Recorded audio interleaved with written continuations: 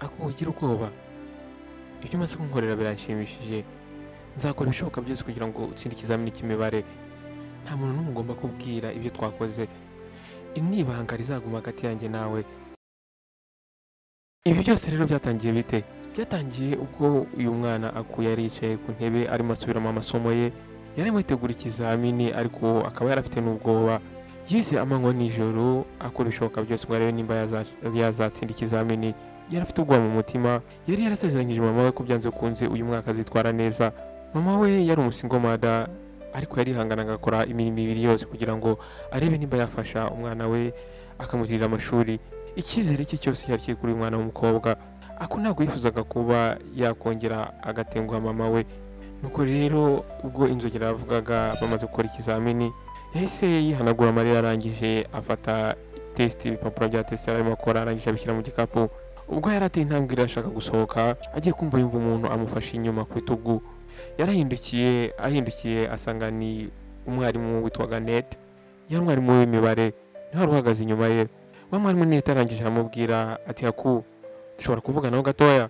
Ubwo bahise bajyana aho umwarimu yicara, umutima we watangiye kumurya, arafite ubwoba yuko ari butsindwe, uyu mwana nta cyizere yari afite.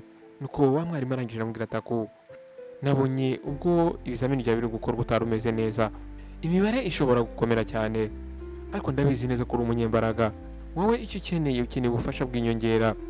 Nuko ako arangije areba mwarimu we asa nk'atunguwe, arangije aramubaza ati nkeneye ubufasha? Umwarimu aramusubiza ati yego. Ibyo ngibyo yabimubwiye ari guseka. Umwarimu aramubwira ati njyewe mfite uburyo mfasha abanyeshuri nyuma y'amasomo ariko nkabafasha mu buryo buri private, mu buryo bwihariye. Ako aho ngaho yahise abyanga kubera yuko yari amaze iminsi yumva ibihuha byavugaga kuri uyu mwarimu, abana bagendana n'abanyeshuri bigana bavuga yuko uyu mwarimu hari ukuntu yigisha cyangwa agasobanurira abandi banyeshuri ariko akagira ibindi nawe abaprofitaho.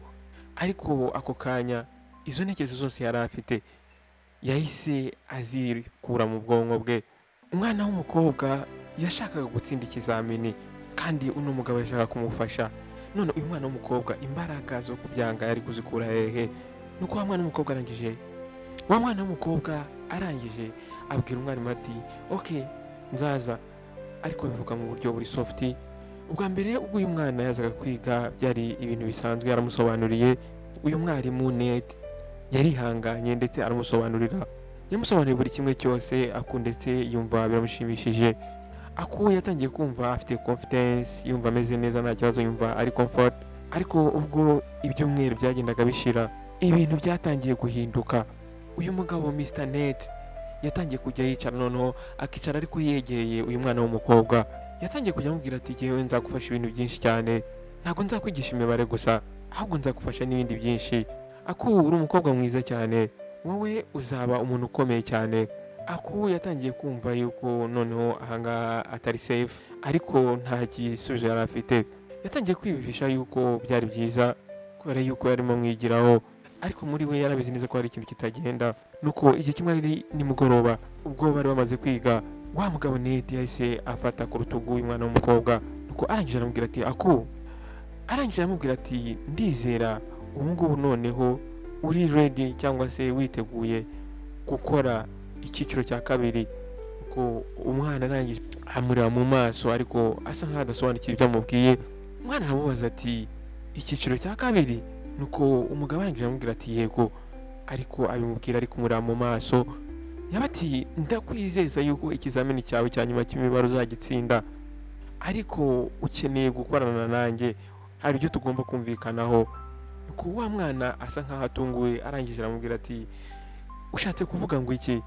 Ariko mu ntekerezo ze ko yari azi ibyo bajya bavuga kuri uyu mwarimu, byanze bikunze arimo atekereza icyo uyu mwarimu ashatse kuvuga. Ariko uyu mwana w'umukobwa yari akibitekerezaho aho yari yicaye aho ngaho. Ariko uyu mwana w'umukobwa nubwo yumvaga ayo makuru acishikana, ntabwo yari abizi neza. Ahangaha rero yari akiri mu rujijo, ntabwo yari azi nimba ibyo bintu ari byo cyangwa atari byo. Ariko ubu noneho yari abyisanzemo, noneho yari agiye gutenguha mama we ibintu atari yarifuje ko yakora. Nuko umwana w'umukobwa arangije aramubwira ati njye numva ntazi ibyo uri kuvuga. Nuko Net arangije arasekamo gakeya.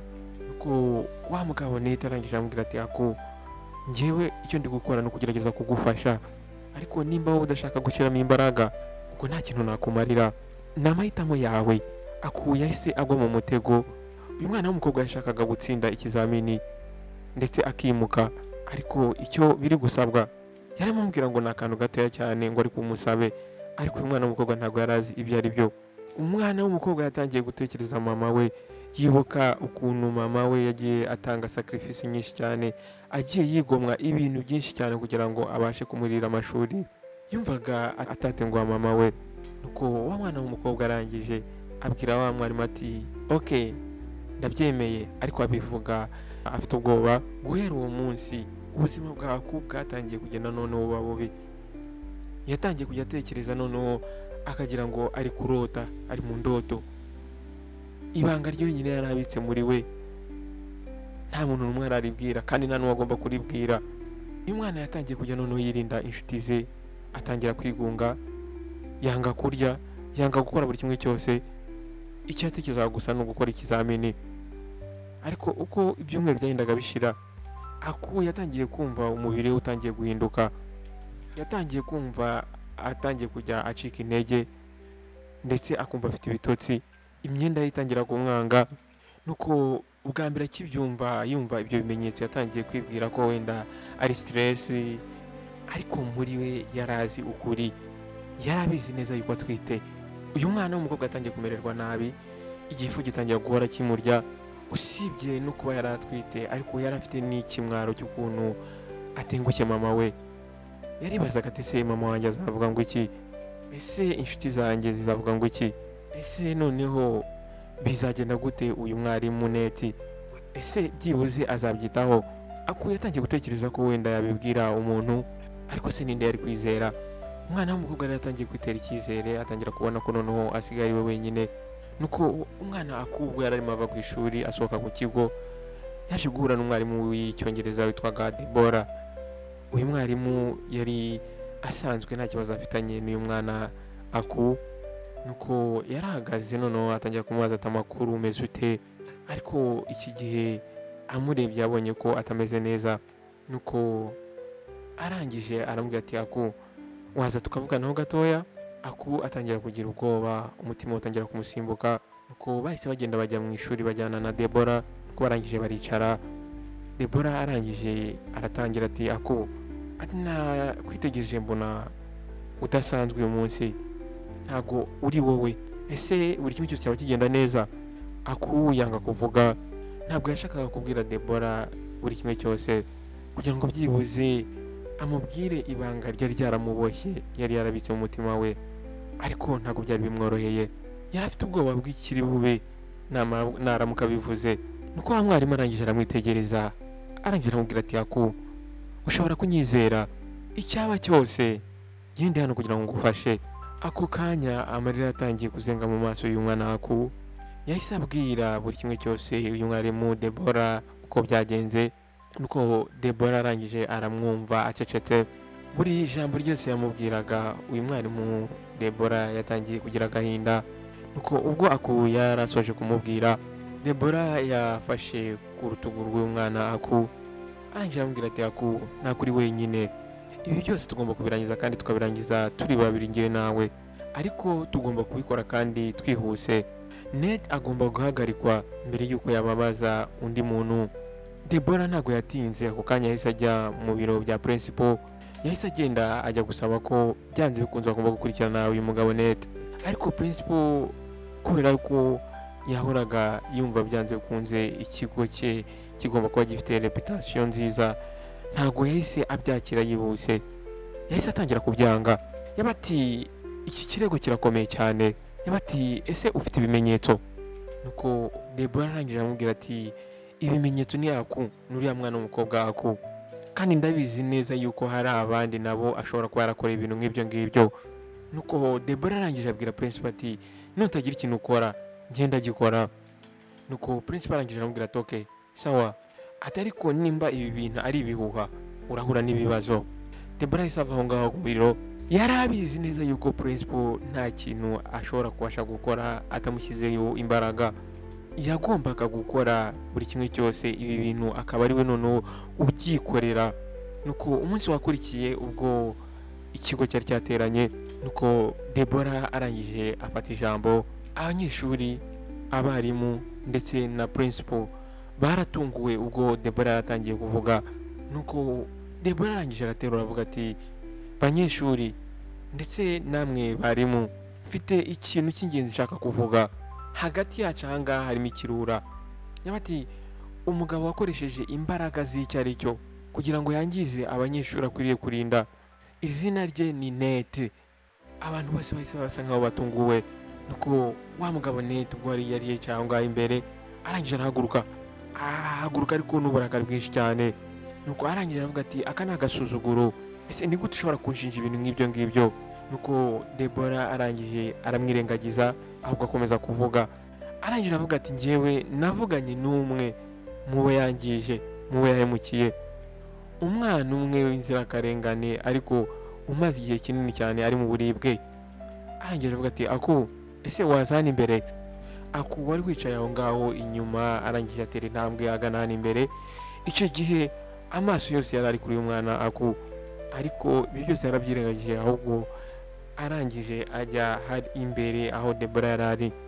Nuko Deborah arangije aramubwira ati, Aku babwire uko byagenze. Nuko Aku arangije arahumekaho gatoya, none atangira kuvuga. Aku yabwiye ikigo cyose buri kimwe cyose uko byagenze, uko uyu mwarimu yagiye amwizeza ibitangaza. Ubwo yari ari kuvuga, yahise atangira kubona bamwe mu bo bigana, mu banyeshuri bana b'abakobwa bigana nabo batangiye kugira ubwoba, ndetse abakobwa bamwe bari bari aho ngaho batangiye kurira. Ubwo Aku yarasojeje kuvuga, icyumba cyose cyari gicecetse. Nuko ubwo wa mugabo Nate yari amaze kubona yuko bamaze kumugaragaza, yashatse gucika ngo yirukanke, ariko yahise ahagarikwa n'abandi barimu bari bari aho ngaho bahagaze inyuma. Nuko principal yahise abona uburemere bw'ikibazo, arangije afata umwanzuro. Yabati, Mr. Nate, uri hano ariko ugomba gukorwaho iperereza, kandi ndagusezeranya yuko iki kibazo kigomba gukurikiranwa kandi biri seriye. Nuko icyumweru cyakurikiyeho ikigo cyari cyahindutse ibindi. Nate yaje gufatwa akurikiranwaho kuba yaragiye yangiza abana benshi cyane, asambanya abana benshi cyane, abasezeranya kubaha amanota.